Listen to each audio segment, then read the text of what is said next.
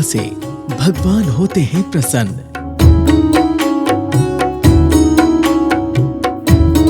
जिसे वेद पुराण में मिला है माता का पद।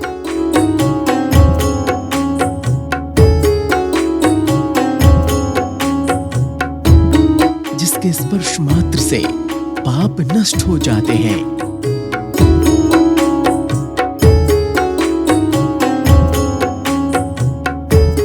जिसके साये में कृष्ण ने की लीलाएं।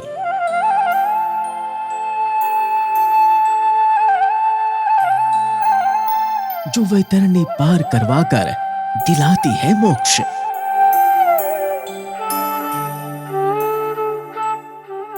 जिसके शरीर में देवी देवताओं का है निवास। बकरी के बच्चा जन्मता है तो मी मी आता है, घोड़ी के बच्चा जन्मता है तो हिन हिनाता है, कुतिया के बच्चा जन्मता है तो भौंकता है, गधिया के बच्चा जन्मता है तो रेंकता है, हथनी के बच्चा जन्मता है तो चिंगाड़ता है, शेरनी के बच्चा जन्मता है तो दहाड़ता है। लेकिन गाय माता के जब गोवत्स जन्म लेता है तो जन्मते ही के उनके मुख से प्रथम वाणी प्रणव युक्त होती है और बड़ा प्रेम से बोलता है मां।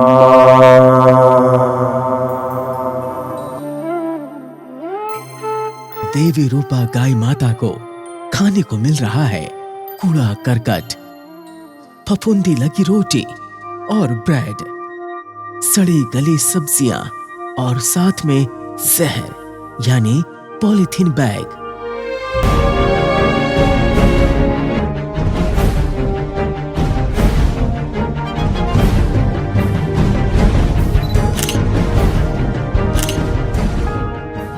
एक बड़ी पुरानी कहावत है, हम गाय नहीं पालते, गाय हमें पालती है। खाने के लिए भरपूर दूध, दही, मट्ठा, मक्खन और घी।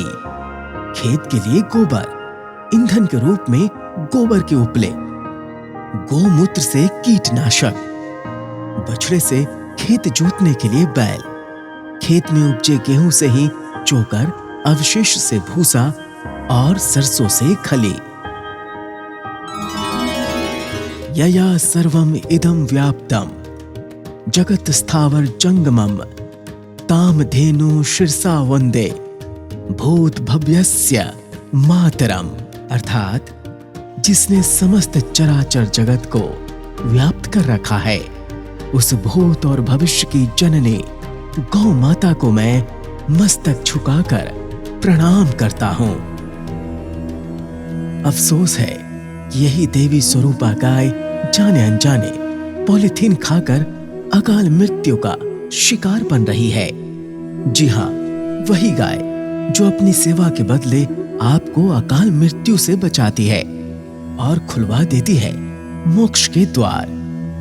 तस्वीरें साक्षी हैं कि किस तरह गली मोहल्ले के नुकड़ों पर लगे कचरे के ढेर में है पॉलीथीन का अंबार, जबकि इसके इस्तेमाल पर प्रतिबंध है और जुर्माने का है प्रावधान। फिर भी हम इसे धड़ल्ले से प्रयोग कर रहे हैं। सीधी सादी और मासूम सी गाय एक पशु है जिसे भले ही पॉलीथीन के नुकसान की समझ न हो, उस बच्चे की तरह जो गंदी चीज भी खा सकते हैं। लेकिन हम पढ़े लिखे, समझदार और कथित रूप से मॉडर्न इंसान ही गाय से जानवर सा व्यवहार करने लगे तो ये किसी अपराध से कम नहीं।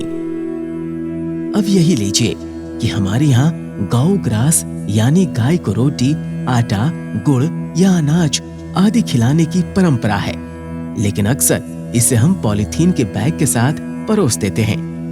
बस यही है पुण्य की चाह में पाप।